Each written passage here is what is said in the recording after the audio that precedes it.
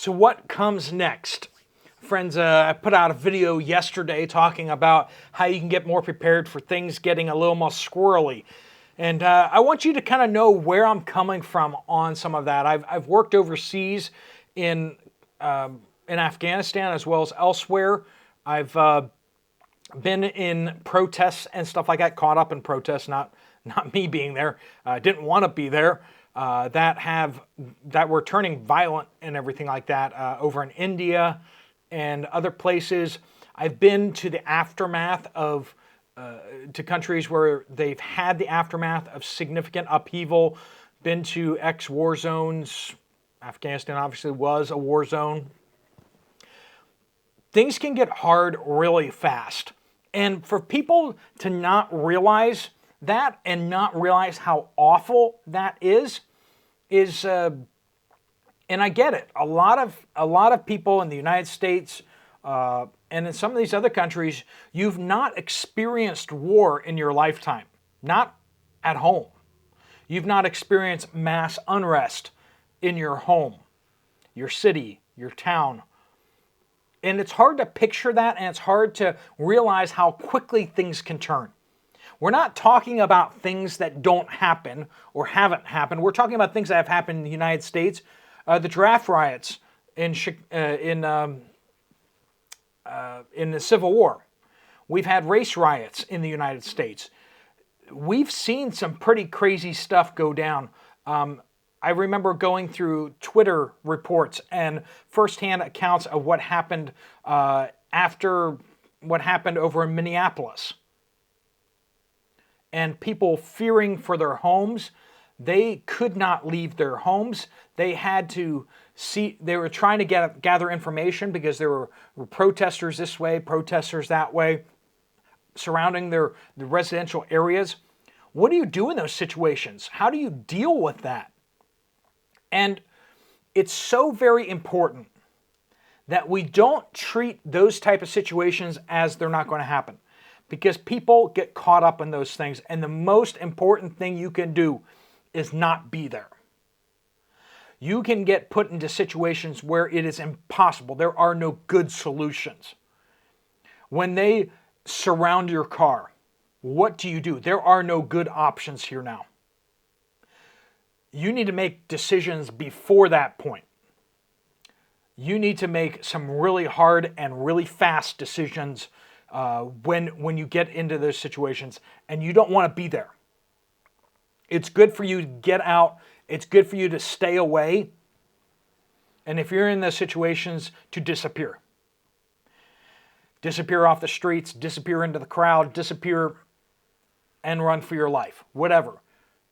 Not being there is crucial. So, as we have so much happening inside the United States right now, you're watching the news just like me.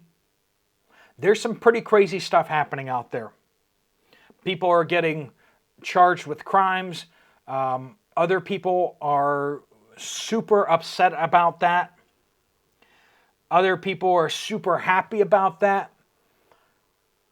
To see that we're not going into conflict mode is, I don't know how you get to that conclusion.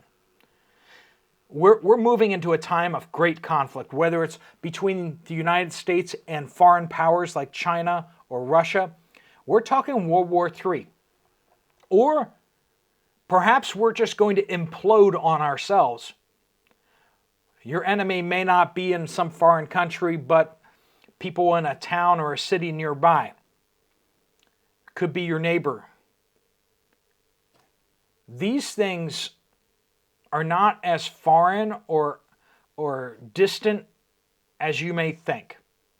We feel like we can't understand those. We don't have any experience with that, and therefore it can't happen. But yet it's happening all around the world right now. So what do we do about it? Pinball, over at Pinball Preparedness, came out with a great video this morning talking about that and putting into great words why we keep talking about stocking up.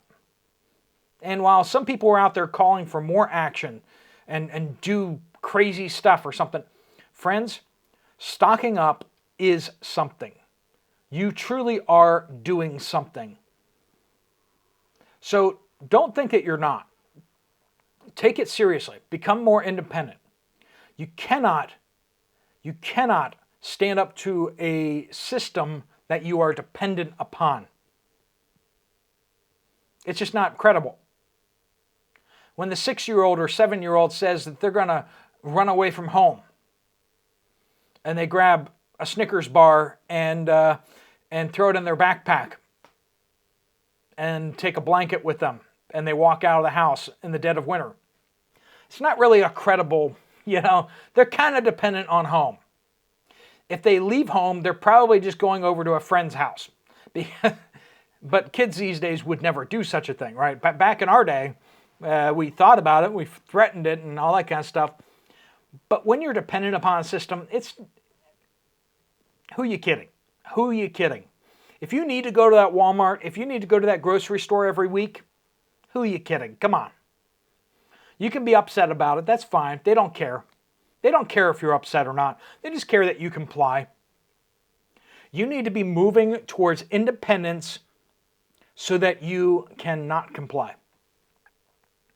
So that when they demand too much, when they demand that you bow down to their golden altar, whatever it is that you just won't do.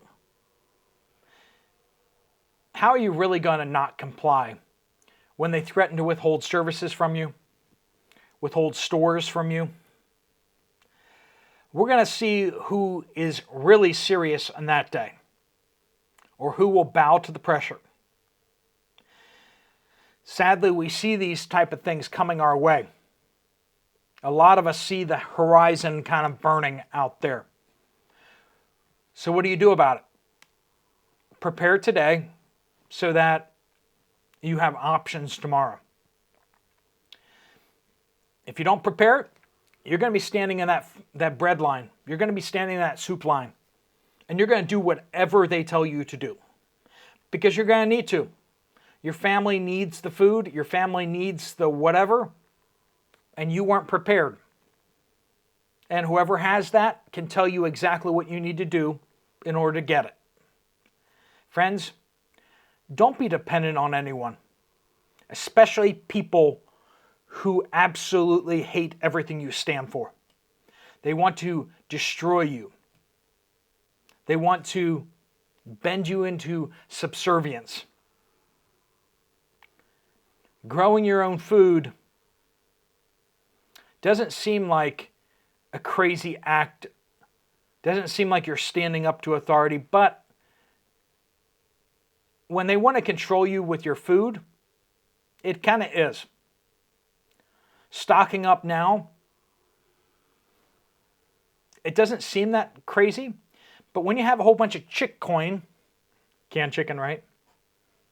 And ready to trade that with people who need it, you've just created an alternate currency. When they debank you, you can say, oh well, I'm still not going to do what you want me to do.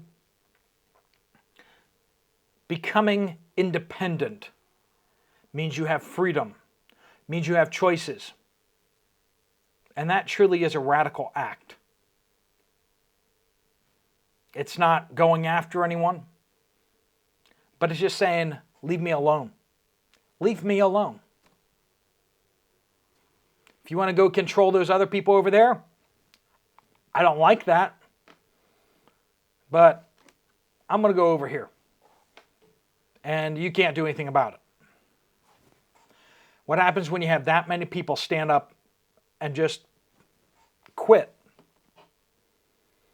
We see the mass sit-ins of the civil rights era, right? Going in and sitting down.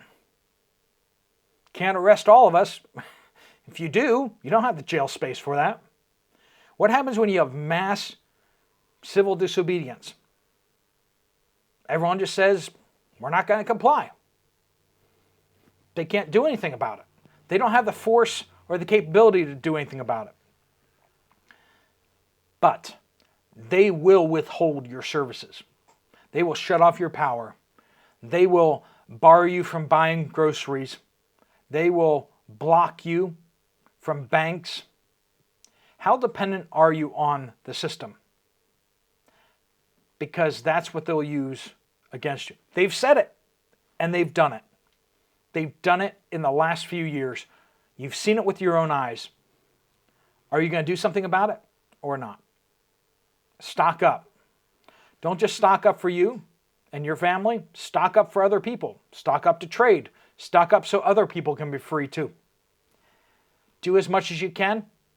Gain skills, not just stuff, but work at becoming more free.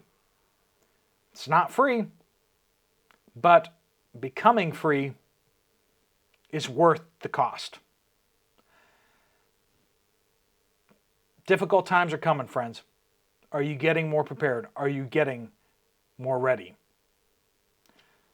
I know that was a little hard hitting it. I'm going to put a link actually to Pinball Preparedness's video up here, just talking more about how opting out and stocking up is really the best way forward. There's a little bit of language in there, so you know, if you have sensitive ears, you may not want to.